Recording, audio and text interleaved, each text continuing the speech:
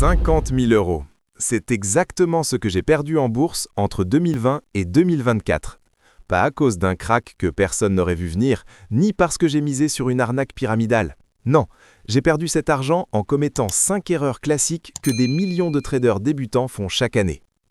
Aujourd'hui, je vais vous raconter ces erreurs, une par une, sans filtre et sans excuses. Si vous investissez en bourse ou pensez vous y mettre, ce récit pourrait vous éviter des années de souffrance et des dizaines de milliers d'euros partis en fumée. Ma première erreur, croire que je pouvais timer le marché parfaitement. Mars 2020. Le monde s'effondre. Les marchés boursiers plongent à une vitesse jamais vue depuis des décennies. Le CAC 40 perd 23% en quelques semaines, passant de 6111 points le 19 février à 4708 points le 9 mars. C'est la pire séance depuis la création de l'indice en 1988. Le Dow Jones perd lui aussi 23% depuis le début de l'année. Les gens paniquent et vendent tout ce qu'ils possèdent. Moi, j'ai cru être malin. Je me suis dit que le marché allait continuer à chuter, qu'il fallait attendre le vrai fond pour acheter. Les experts à la télévision parlaient de récession mondiale, de crise pire que celle de 2008. Le FMI prévoyait une récession mondiale de 4,9%, soit 12 000 milliards de dollars de richesses perdues. J'ai vendu toutes mes positions en pensant racheter plus bas. Sauf que le marché s'en fichait complètement de mon analyse. En avril 2020, à peine 4 mois après le krach, les indices avaient déjà récupéré l'intégralité de leurs pertes. Le S&P 500 a même terminé l'année 2020 en hausse. Pendant que j'attendais le bon moment pour rentrer sur le marché, les actions que j'avais vendues avaient pris 50%, puis 80%. Résultat, quand j'ai finalement racheté fin 2020, j'avais perdu 10 000 euros simplement en essayant de jouer les oracles. L'étude menée par Morningstar sur 150 ans d'histoire boursière montre que le krach de mars 2020 a été le plus court de tous les temps avec une reprise en seulement 4 mois. Mais au moment où ça se passe, personne ne peut le savoir. Les traders avec plus de 50 jours d'expérience ont de meilleures chances de succès selon une étude de 2025. Pourtant, seulement 9% des day traders avec plus de 400 jours d'expérience finissent dans le vert. Voici ce qu'il faut comprendre sur le market timing. C'est statistiquement impossible. Une étude sur 100 000 comptes clients révèle que 64% des trades sont clôturés en gain, mais les pertes moyennes sont tellement supérieures aux gains que les comptes finissent dans le rouge. 85% des gérants actifs sont battus par le S&P 500 sur 20 ans. Si les professionnels n'y arrivent pas, pourquoi penserais-je y arriver? La deuxième erreur, écoutez les gourous du trading sur les réseaux sociaux. Début 2021, je me suis mis à suivre des comptes Instagram et Telegram qui promettaient des gains mirobolants. Ces types postaient des captures d'écran montrant des trades gagnants de 400% en 24 heures, des photos de voitures de luxe et de voyages dans des endroits paradisiaques. Leur groupe Telegram comptait des milliers d'abonnés qui témoignaient de leurs profits extraordinaires. Un certain Marc, qui se présentait comme ancien trader institutionnel, proposait des signaux de trading exclusifs pour seulement 197 euros par mois. Il affichait un taux de réussite de 92% et promettait que ses abonnés multipliaient leur capital par 10 en moins d'un an. Les témoignages affluaient dans son groupe. Des gens disaient gagner 5 000 euros par semaine en suivant simplement ses conseils. J'ai souscrit. Puis j'ai suivi religieusement ces signaux pendant 6 mois. Résultat, moins 15 000 euros. Ces prédictions se révélaient fausses plus d'une fois sur deux, mais il avait toujours une explication. Quand un trade perdait, c'était parce que la volatilité était exceptionnelle ou parce que les institutions manipulaient le marché. Quand un trade gagnait, il le criait sur tous les toits et demandait aux abonnés de partager leurs gains. Ce que j'ai compris trop tard, c'est que ces gourous ne gagnent pas d'argent avec le trading, mais en vendant des formations et des abonnements. Une enquête publiée par Signal Arnaque révèle que des influenceurs comme la JLC Family et d'autres ont été bannis de Snapchat pour promotion illicite du trading. Ils se sont alors rabattus sur Telegram, où la modération est quasi inexistante. Ces plateformes sont devenues le terrain de chasse privilégié des arnaqueurs, qui créent des groupes fermés, utilisent des captures d'écran truquées et exploitent des biais psychologiques comme le biais de confirmation pour manipuler leurs victimes. Les techniques sont bien rodées. Ils créent un sentiment de communauté, font croire aux abonnés qu'ils font partie d'un groupe d'élite partageant des stratégies que les autres ignorent. Ils utilisent des expressions accrocheuses comme « la méthode secrète des hedge funds révélée » ou « le robot de trading qui automatise vos gains ». Une fois que vous avez mordu à l'hameçon, ils vous poussent à ouvrir un compte chez un courtier offshore peu régulé où ils touchent une commission sur chaque dépôt. En 2023, Kaspersky et NordVPN ont publié plusieurs rapports sur l'explosion des arnaques au trading sur Telegram. Ces escroqueries prennent plusieurs formes, du faux bot d'arbitrage crypto aux groupes d'investissement pyramidaux, mais elles ont toutes le même objectif, vous soutirer le maximum d'argent possible avant de disparaître. Le nombre de ces arnaques a doublé entre 2021 et 2023.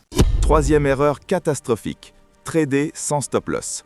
Février 2022, la guerre éclate en Ukraine le 24 février, les marchés s'affolent. Le CAC 40 connaît ses pires séances depuis mars 2022. J'avais à ce moment-là une position importante sur un ETF technologique, convaincu que le secteur tech allait repartir à la hausse après les corrections de 2020 et 2021. Sauf que les banques centrales avaient d'autres plans. Entre juillet 2022 et septembre 2023, la BCE fait passer ses taux directeurs de 0 à 4,5%.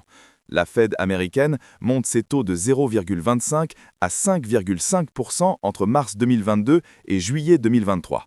L'inflation grimpe, les valorisations tech s'écroulent, ma position perdait 5%, puis 10%, puis 15%. Mais je me disais que c'était temporaire, que le marché allait forcément rebondir. Je n'avais placé aucun stop-loss parce que j'avais peur d'être sorti de position juste avant un rebond. Cette peur de manquer le rebond m'a coûté cher. Quand ma perte a atteint moins 30%, soit environ 12 000 €, j'ai finalement coupé. Trop tard. Si j'avais placé un stop-loss à moins 10% dès le départ, j'aurais perdu 4 000 € au lieu de 12 000. Cette seule erreur m'a coûté 8 000 € supplémentaires. L'étude DailyFX sur 100 000 comptes clients montre que le problème n'est pas le taux de réussite des trades, mais la gestion des pertes. Les traders gagnent sur 64% de leur position, mais perdent plus sur leurs trades perdants qu'ils ne gagnent sur leurs trades gagnants. L'être humain déteste perdre. Psychologiquement, une perte est difficile à accepter, alors on garde les positions perdantes en espérant un miracle. 51% des comptes qui ont réussi à inverser leur ratio risque-récompense pour atteindre au moins 1 pour 1 ont fini l'année 2016 en positif. Cela signifie qu'avec une bonne gestion du risque, même avec un taux de réussite moyen, on peut gagner. Sans stop-loss, on transforme de petites pertes gérables en catastrophes financières. Les traders débutants reconnaissent facilement ce schéma. Ils coupent rapidement leurs gains dès qu'une position monte de quelques pourcents, par peur de perdre ce gain, mais conservent leur position perdante en espérant qu'elle remonte. C'est exactement l'inverse de ce qu'il faut faire. Un trader professionnel laisse courir ses gains et coupe rapidement ses pertes. Un débutant fait l'inverse, et son compte ne survit généralement que 3 à 6 mois. Quatrième erreur mortelle, zéro diversification. Mi-2022, convaincu que les valeurs tech allaient rebondir après leur correction, j'ai mis tout mon capital restant sur 3 actions technologiques américaines. Je pensais que ces entreprises étaient solides, qu'elles avaient prouvé leur résilience pendant la pandémie et que leur avenir était garanti. Cette concentration extrême m'a fait perdre 15 000 € supplémentaires quand le Nasdaq a continué à chuter. Entre décembre 2021 et décembre 2022, le Nasdaq a perdu plus de 30% de sa valeur. Mon portefeuille, concentré sur 3 valeurs tech, a fait encore pire avec une perte de 45%. Statistiquement, près de 40% des actions cotées enregistrent des performances négatives sur 5 ans malgré une croissance globale des indices sur la même période. Certaines entreprises affichent des bilans flatteurs alors que leurs cours s'effondrent. S'enfermer dans un seul secteur expose à des secousses brutales que même un portefeuille diversifié ne peut pas toujours absorber complètement. L'AMF rappelle que la diversification reste la base d'une gestion prudente. Les experts recommandent de répartir ses actifs entre actions, obligations, immobilier, or et liquidités pour limiter l'exposition aux chocs sectoriels. Un portefeuille équilibré aurait absorbé la chute du secteur tech avec des obligations et d'autres actifs moins corrélés.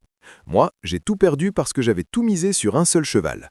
Les données historiques montrent que les ETF et fonds indiciels surperforment largement les stratégies de stock picking sur le long terme. Le S&P 500 a généré un rendement annuel moyen de 10% depuis sa création, malgré tous les cracks. La diversification géographique compte aussi. Un portefeuille concentré uniquement sur la tech américaine a souffert pendant que d'autres secteurs et régions tenaient mieux. Cinquième erreur, laisser mes émotions diriger mes décisions. L'erreur finale, celle qui englobe toutes les autres, c'est d'avoir tradé avec mes émotions plutôt qu'avec une stratégie claire. Chaque fois que je perdais de l'argent, je voulais me refaire immédiatement. Je doublais mes positions, je prenais des risques inconsidérés, je passais mes journées scotchées au graphique en espérant récupérer mes pertes. Ce comportement s'appelle l'overtrading et c'est l'une des principales causes de destruction de capital. 90% des traders qui utilisent l'effet de levier perdent tout ou une grosse partie de leur compte. La durée de vie moyenne d'un compte à marge est de 5 ans, celle d'un day trader est d'1 an seulement. Seulement 7% des traders sont encore actifs après 300 jours. Quand je gagnais, je devenais trop confiant et je prenais des positions énormes sans analyse approfondie. Quand je perdais, je paniquais et vendais au plus mauvais moment. L'addiction au trading réel, le trading est une activité stressante qui demande de la concentration, mais plus on reste devant les écrans, plus on est susceptible de céder à ses émotions. Les études montrent que les traders qui tradent moins performent mieux que ceux qui tradent constamment. Le fait de ne pas trader est déjà tradé, car la patience reste la mère des richesses sur les marchés.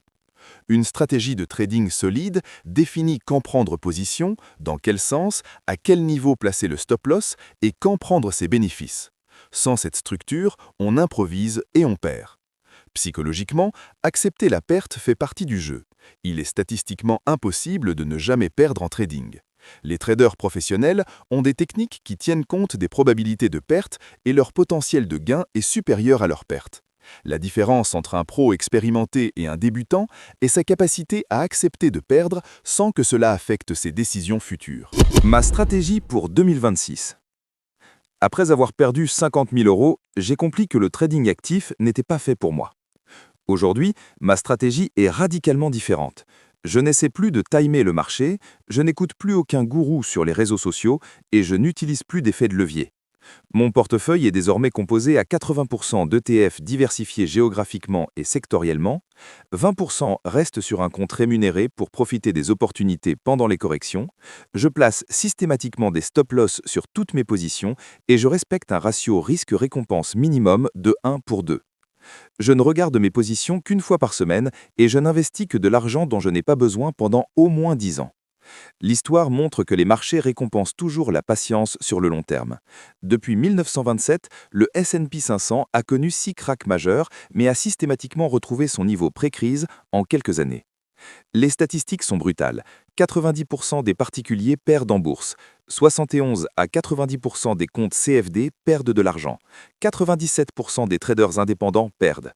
Mais ces chiffres concernent principalement les traders actifs, pas les investisseurs long terme qui utilisent une gestion passive. Si vous voulez éviter mes erreurs, retenez ces principes. N'essayez jamais de timer le marché car c'est impossible. Méfiez-vous de tous les gourous qui promettent des gains faciles. Placez toujours des stop-loss pour protéger votre capital. Diversifiez votre portefeuille pour limiter les risques. Et surtout, construisez une stratégie claire basée sur des règles objectives plutôt que sur vos émotions. 50 000 €, c'est le prix que j'ai payé pour apprendre ces leçons. Vous n'avez pas besoin de payer le même prix, il suffit d'apprendre de mes erreurs.